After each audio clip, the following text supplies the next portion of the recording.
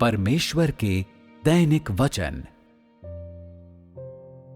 उत्पत्ति अध्याय 19 पद संख्या 1 से 11।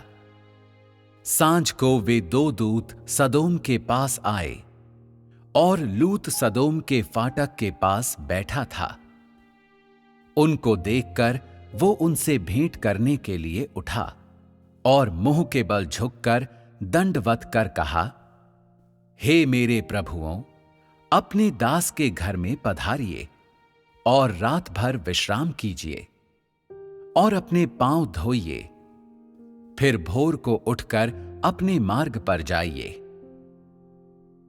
उन्होंने कहा, नहीं, हम चौक ही में रात बिताएंगे।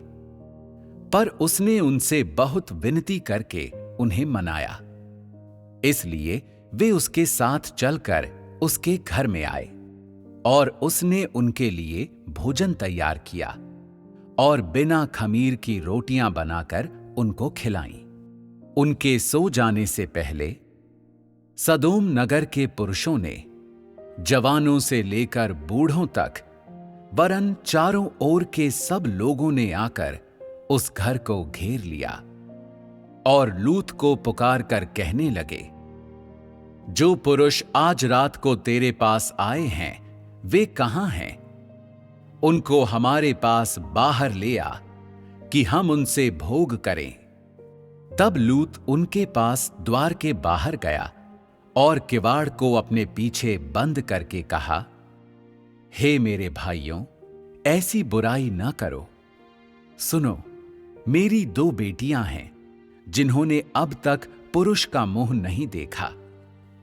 इच्छा हो तो मैं उन्हें तुम्हारे पास बाहर ले आऊं और तुमको जैसा अच्छा लगे वैसा व्यवहार उनसे करो, पर इन पुरुषों से कुछ न करो, क्योंकि ये मेरी छत तले आए हैं।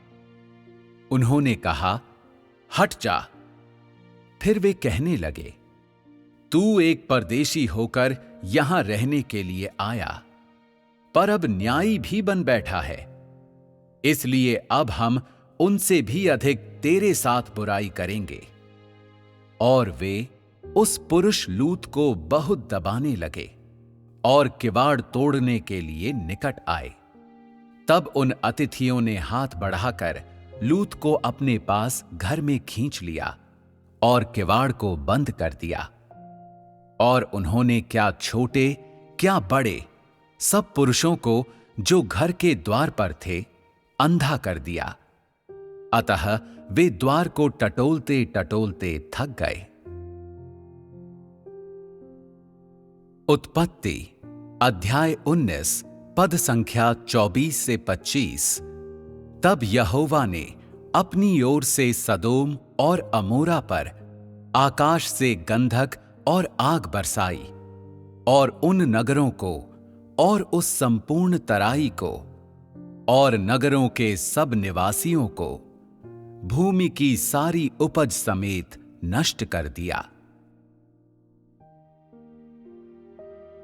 परमेश्वर को नाराज करने के कारण सदोम को पूरी तरह से तबाह कर दिया गया। जब सदोम के लोगों ने इन दो सेवकों को देखा तो उन्होंने उनके आने का कारण नहीं पूछा, न ही किसी ने ये पूछा कि क्या वे परमेश्वर की इच्छा का प्रचार करने के लिए आए हैं। इसके विपरीत उन्होंने एक भीड़ इकट्ठी की और स्पष्टीकरण का इंतजार किए बिना जंगली कुत्तों या दुष्ट भेड़ियों के समान उन दोनों सेवकों को पकड़ने के लिए आ गए। क्या परमेश्वर ने इन चीजों को होते हुए देखा था? इस प्रकार के मानवीय व्यवहार, इस प्रकार की घटना को लेकर परमेश्वर अपने हृदय में क्या सोच रहा था? परमेश्वर ने इस नगर को नष्ट करने का मन बनाया।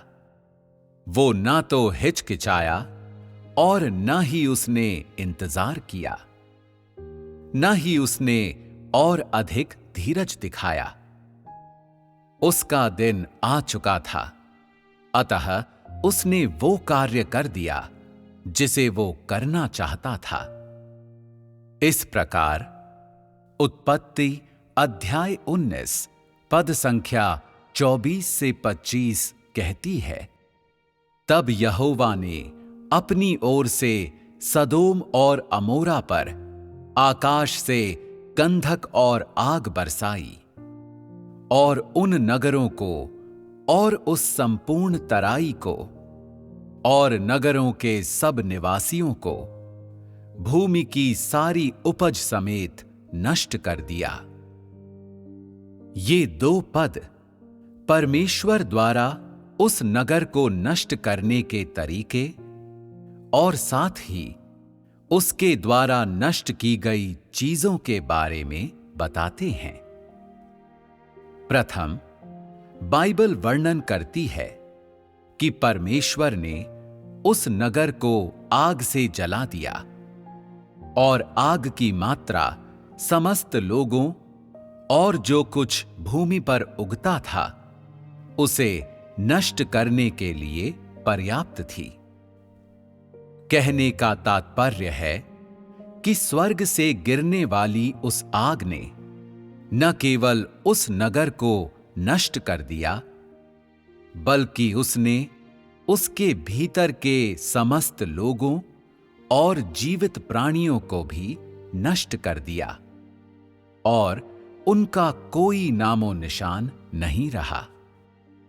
जब नगर नष्ट हो गया तो वो भूमि जीवित प्राणियों से विहीन हो गई। वहां कोई जीवन नहीं रहा और न ही जीवन के कोई निशान रहे।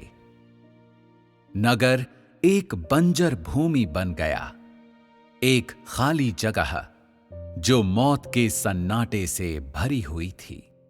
इस स्थान पर परमेश्वर के विरुद्ध अब और कोई बुरा कार्य नहीं होगा। अब और कोई हत्या या खून खराबा नहीं होगा। परमेश्वर क्यों इस नगर को पूरी तरह से जलाना चाहता था? तुम लोग यहां क्या देख सकते हो? क्या परमेश्वर वाकई मनुष्य और प्रकृति अपनी स्वयं की सृष्टि को इस तरह नष्ट होते हुए सहन कर सकता था? यदि तुम उस आग से, जिसे स्वर्ग से बरसाया गया था, यहोवा परमेश्वर के कोप को समझ सको, तो उसके विनाश के लक्ष्यों को और जिस हद तक इस नगर को नष्ट किया गया उसे देखते हुए ये समझना कठिन नहीं है कि उसका कोप कितना बड़ा था। जब परमेश्वर किसी नगर से घृणा करता है तो वो उस पर अपना दंड बरसाएगा। जब परमेश्वर किसी नगर से अप्रसन्न होता है तो वो लोगों को अपने क्रोध से अवगत कराते हुए बार बार चेतावनियां जारी करेगा।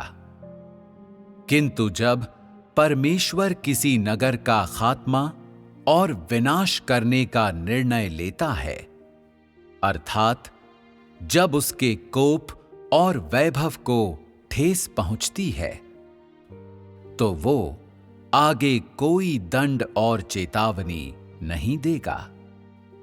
इसके बजाय वो सीधे उसे नष्ट कर देगा। वो उसे पूरी तरह से मिटा देगा। ये परमेश्वर का धार्मिक स्वभाव है।